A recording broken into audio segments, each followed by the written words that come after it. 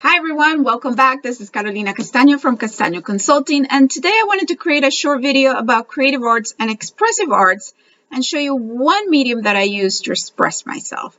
So when we think of creative arts and expressive arts, I'm thinking more along the lines of what we use to express ourselves. And there's different ways that people express themselves, and there are people that are talented at certain things and produce art because they're passionate about it and they want to express themselves, and they also want to show an end product to either people close to them or in the big community. In my case, I'm referring to creative arts and expressive arts as a form of expression, regardless of your talent at it. Is just simply to express yourself.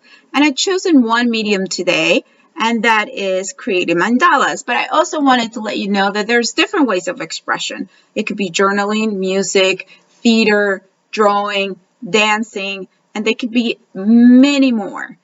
Some people, for instance, like creating things like buying a kit that allows you to be creative within a certain specific limit, or also doing something like easy origami.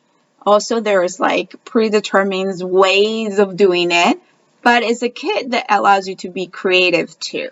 So whatever works for you is what we're going for. One of the things that I love the most and that helps for myself for expression, and that helps me calm down, and that I find that it's easy to access, is coloring mandalas. And for instance, this is one of the mandalas that I want to show you, and I'm going to just share my full screen so that you can see. But there are many other types of mandalas that you can work with. Let me show you a couple examples, and it's easy to find them. You just Google mandalas for coloring, and you will find the different types of mandalas that are available, and then you can just print them if you have a printer at home. If not, you can save them and print it somewhere else. I like this one too. It's a leaf. And there are a variety of mandalas. So there's this option too of mandala, and then you can create your own art inside of the mandala. There are simpler versions too, and I like to use this kind of mandalas too for my counseling practice. Sometimes with clients, it helps them have something to do when they're in therapy that is not just talking to your therapist. They can do something with their hands while they're during their therapy appointment. So what I like to do, I love coloring, so I like having a different variety of colors and options. Not only colors, I also have markers with me, and I just start drawing little by little. I don't usually finish one in one sitting. I do them a couple of times during the week, even sometimes a month, and this helps me calm down. So let me share a little bit about mandalas. Mandalas, the word mandala means circle, and usually mandalas have other shapes inside, and you're feeling those shapes is helping you focus on those images. And you can search more about what mandalas, how mandalas help. But for me personally, while I'm doing the mandala, I just feel good with the colors that I'm using and how it's coming out on the paper. But one thing I would say is that sometimes the kind of color that you use is important. Some colors are, I don't know what the word is, an artist might know this better, but they're softer when you use them. So it's a little bit like you don't have to press too hard, and it feels really good. And I find that very gratifying.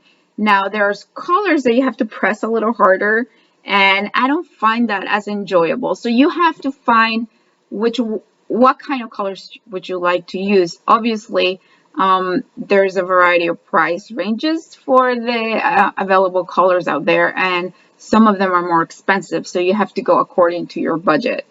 Also, some people like to use markers, and which is perfectly fine. What I'm basically saying is that you have to find what works for you and use that.